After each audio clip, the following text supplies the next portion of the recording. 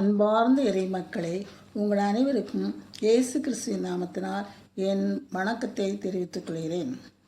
இன்று ஜூலை 5ஆம் தேதி நான் சிந்திக்கும் ஜீவ வசனம் 22ஆம் சங்கீதம் 1ஆம் வசனம்.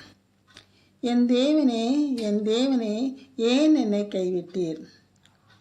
இது தாவீது சொல்லுகிறார்.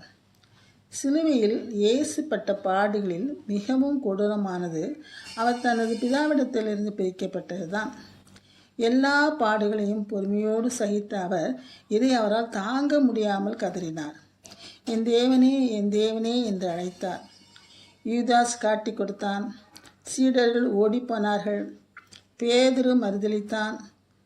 கர்த்தர் விசாரிக்கப்பட்டார், அடிக்கப்பட்டார், குட்டப்பட்டார், முட்கிரீடம் சூட்டப்பட்டார், கோலால் அடிக்கப்பட்டார், சிலுவையை சுமந்து செல்ல வைக்கப்பட்டார், கோரமாக சிலுவையில் ஆணிகளால் கடவாப்பட்டார். இது ஒன்றும் அவருக்கு கலங்கவே இல்லை. எல்லாவற்றையும் பொறுத்து கொண்டிருந்தார். கதறவும் இல்லை. ஆனால் பிதாவிடமிருந்து ஒரு நிமிஷம் பிரிக்கப்பட்ட பொழுது அவர் என் தேவனே, என் தேவனே, நீர் ஏன் கைவிட்டீர் என்று கதறினார்கள். மனிதர்கள் கைவிடலாம், மற்றவர்கள் கைவிடலாம், நீர் ஏன் என்னை கைவிட்டீர் என்று கேட்கிறார். கைவிடுபடுதலின் துயரத்தை இயேசு அனுபவிப்பதற்காக இந்த நிகழ்ச்சி நடைபெற்றது.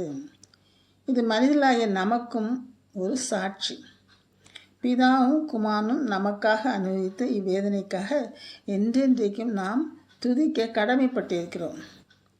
ஐயோ, என் ஒரே பெறான மகனை கைவிட நேர்ந்ததே என்று பிதாவும் துடித்திருப்பார் அல்லவா?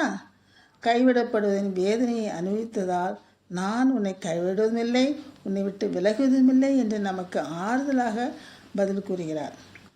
இதே போன்ற நிலை நமக்கு கூட சில சமயங்களில் ஏற்படுவது உண்டு. கர்த்தரை நோக்கி நாம் தினம் ஜெபிக்கிறோம். கர்த்தர் கேட்டு பதிலளிக்கிறார். நாம் சந்தோஷத்தோடு அவருக்கு துதி ஸ்தோத்திரங்களை செலுத்துகிறோம். ஆனால் சில சமயங்களில், முக்கியமாக சோதனை நேரங்களில் நாம் கர்த்தரை நோக்கி விண்ணப்பம் செய்து கூப்பிடும் பொழுது பதில் கிடைப்பதில்லை. மனம் சோர்ந்து போகிறோம். மிகவும் மனம் கலங்கி, இயேசுவே, ஏன் சுவாமி எங்களை முகத்தை மறைத்து விட்டீர், ஏனப்பா எங்களுக்கு பதிலளிக்கவில்லை என்று நாம் புலம்புவோம். இந்த தாவீது கதறின காட்சி இப்பொழுது நமக்கு தெளிவாக புரிகிறது அல்லவா? ஜெபம். எங்கள் கர்த்தராகிய ஆண்டவரே, நீ சிலுவையில் கதறியது போல முகத்தை எங்களுக்கு மறைக்கும் பொழுது நாங்களும் கதறுகிறோம் ஐயா. நீர் எங்கள் நிழலாய் இருக்கிறபடியால் எங்களை விட்டு நீர் எங்கும் போக மாட்டீர் என்ற ஒரு விசுவாசத்தோடு எங்கள் வாழ்க்கையை நடத்த உதவி புரியும் சுவாமி. ஆமேன்.